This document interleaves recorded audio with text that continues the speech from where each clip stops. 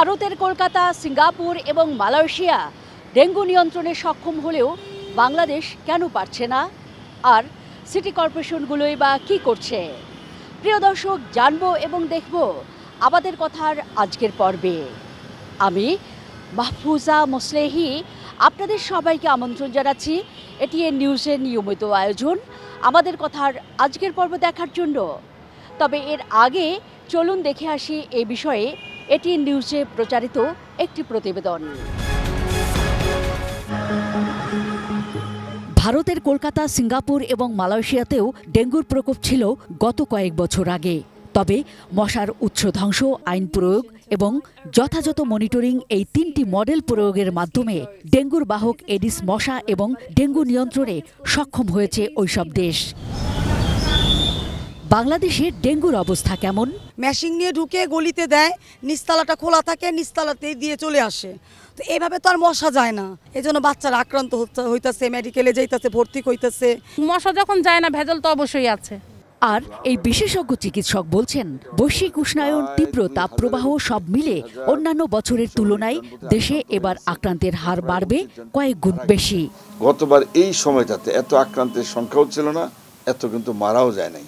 সেজন্য আমাদের একটা ভয় হলো, এই যে একবার তাপমাত্রা বেড়ে গেল, এখন আবার বৃষ্টিপাত হচ্ছে, আবার তাপমাত্রা বাড়বে। ঝুঁকি হলো যে ডেঙ্গু বাহিত যে মশা, এডিস মশা বলে, এটা কিন্তু বংশবৃদ্ধির সম্ভাবনা খুব বেশি।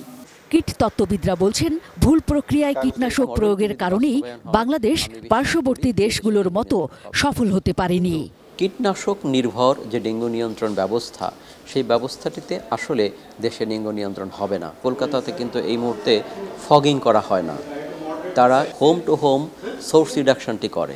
অ্যান্টোমোলজি টেকনিশিয়ান নিয়োগ দেন, একজন অ্যান্টোমোলজি টেকনিশিয়ানের জন্য 1000 বাড়ি থাকবে। কিন্তু ডেঙ্গু নিয়ন্ত্রণে কোন ফর্মুলায় এগোচ্ছে সিটি কর্পোরেশন জানালেন ঢাকা উত্তরের মেয়র আতিকুল ইসলাম।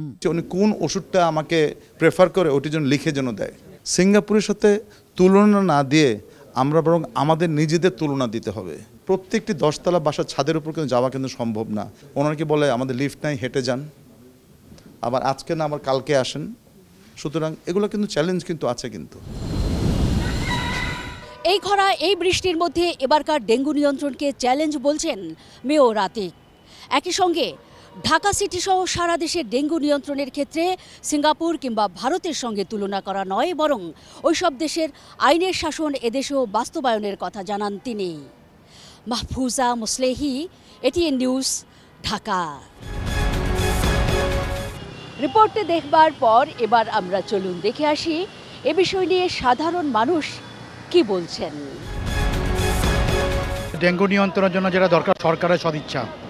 যদি কর্পোরেশনগুলো, সিটি কর্পোরেশনের উদ্যোগী হয়, আপনি দেখেন যে পার্শ্ববর্তী দেশ আমাদের কলকাতা যেভাবে তারা সাফল্যভাবে ডেঙ্গু নিয়ন্ত্রণ করেছে, আমি মনে করি যে এটা একটা রোল মডেল হতে পারে। এখন যদি সিটি কর্পোরেশন বা গভর্নমেন্টের অন্যান্য এজেন্সি এটা যদি এই ব্যাপারে যদি তারা সদিচ্ছা প্রকাশ করে, আমি মনে করি নিয়ন্ত্রণ অবশ্যই পসিবল। যারা এগুলার দায়িত্ব আছে তারা তো সঠিকভাবে কাজ করতেছে না, তারা আছে নিজেদের স্বার্থ সিদ্ধির জন্য, মানে নিজের আখের গোছানোর চেষ্টায় আছে। দায়িত্বে যারা আছে এদের আগে ভালো হইতে হবে, নীতি আগে ঠিক করতে হবে, তারপরে এর সফলতা আসবে, না হলে সম্ভব না। সিটি কর্পোরেশন যত টাকা আসে, কেউ ওই টাকা কি ন্যায্যভাবে খরচ করে, ন্যায্যভাবে ওষুধ মারে? আপনি দেখেন স্প্রে করে চলে যাচ্ছে, হাজার হাজার কোটি টাকা লুট হচ্ছে এই দেশে, শ্রমিকের টাকা।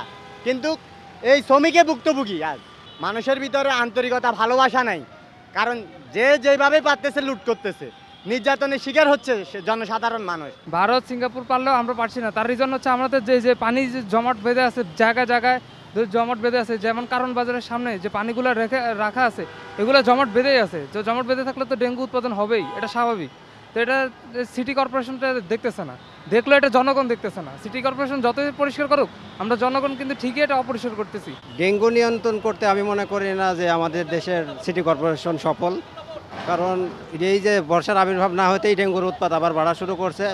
মানুষ তো প্রচুর পরিমাণে আক্রান্ত হচ্ছে, যাতে এখানে প্রশাসন সহ বা সিটি কর্পোরেশন সহ আমাদের জনগণেরও কিছু সচেতনতার অভাব আছে। বিভিন্ন জায়গায় যে পানি জমে থাকে বা পানির ইয়েগুলো, তো ওই ডাবের খোসা বা আদার্স যে জিনিসগুলো আমরা তো ঠিক মতো জায়গা মতো রাখি না, বা যেগুলোতে পানি জমবে বা মশার এডিস মশার প্রাদুর্ভাব হবে, এই জায়গা থেকে আমাদের জনগণের সচেতনতার অভাব আছে।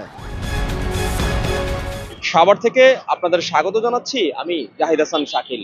আমাদের কথা আজকের আয়োজনে জানাবো ভারত, মালয়েশিয়া, সিঙ্গাপুর ডেঙ্গু নিয়ন্ত্রণে সক্ষম, বাংলাদেশ কেন পারছে না, এ বিষয়ে শুনবো সাধারণ মানুষের প্রতিক্রিয়া।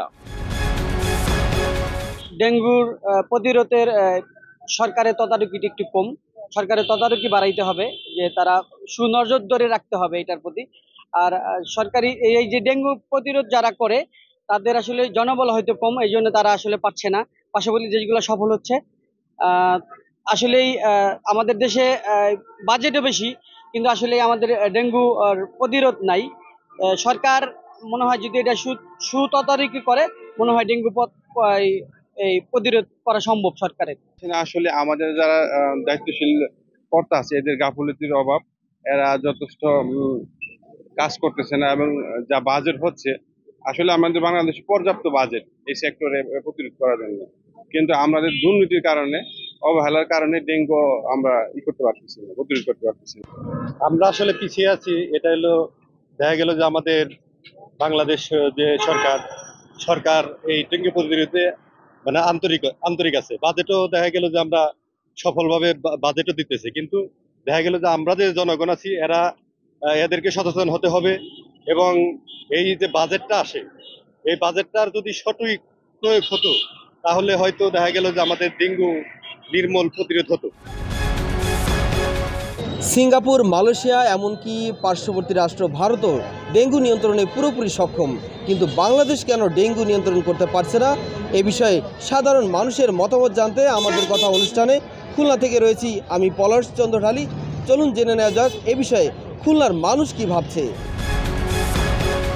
আসলে নগরের মেন জিনিস যে ড্রেন, সেই ড্রেনকে যতক্ষণ আমরা ঢেকে না দিতে পারবো, আমরা জলবদ্ধতা নিরসন না করতে পারবো, রেগুলার যেখানে আমরা স্প্রে করে মশা যেখানে নিধন না করতে পারবো, সেখানে তো কখনো আমরা এটা নিয়ন্ত্রণ করা সম্ভব না। ডেঙ্গু থেকে পরিত্রাণের জন্য যে নির্দেশনা দেওয়া হয়েছে ডাক্তার বা বিশ্লেষণের পক্ষ থেকে, হয়তো সেটা তারা পরিপূর্ণভাবে মানছে, আমাদের দেশে মানুষ মানতে পারে না। আর আমাদের দেশে তো অনেক আবর্জনা, বিভিন্ন পরিষ্কার পরিচ্ছন্নতা কমতিও আছে। আমার মনে হয় এই দিক দিয়ে পরিষ্কার পরিচ্ছন্নতা কমতি এটা দূর করার দরকার এবং সচেতন ব্যক্তি এবং যেমন নির্দেশনা দেওয়া আছে ডেঙ্গু প্রতিরোধের যে নির্দেশনাগুলো ডাক্তারের পক্ষ থেকে বা যাদের পক্ষ থেকে, ওইটা আমাদের পরিপূর্ণভাবে মানলে আমার মনে হয় ডেঙ্গুর থেকে পরিত্রাণ পাওয়া সহজ। তো জনসচেতনতা বাড়ানোর জন্য যতটুকু কার্যক্রম প্রয়োজন আমার মনে হয় ততটুকু ফুলফিল হচ্ছে না। আর জনগণ সচেতন না হলে আসলে রোগ প্রতিরোধ করা সম্ভব না, এটা ডাক্তার বা সরকারের দ্বারা তো সম্ভব না শুধুমাত্র। তো জনসচেতনতা বৃদ্ধি পাচ্ছে না বিদায়ী ডেঙ্গু প্রতিরোধ করা আমাদের পক্ষে সম্ভব হচ্ছে না। প্রিয় দর্শক, সাধারণ মানুষের ভাবনা দেখছিলাম আমাদের কথার আজকের পর্বে। আমি মাহফুজা মুসলেহি আপনাদের সবার কাছ থেকে বিদায় চেয়ে নিচ্ছি যারা এতক্ষণ দেখলেন। আগামী পর্বে একই সময়ে আবারও ফিরে আসব অন্য কোনো বিষয় নিয়ে। সে পর্যন্ত সবাই ভালো থাকুন আর সঙ্গেই থাকুন এটিএন নিউজের।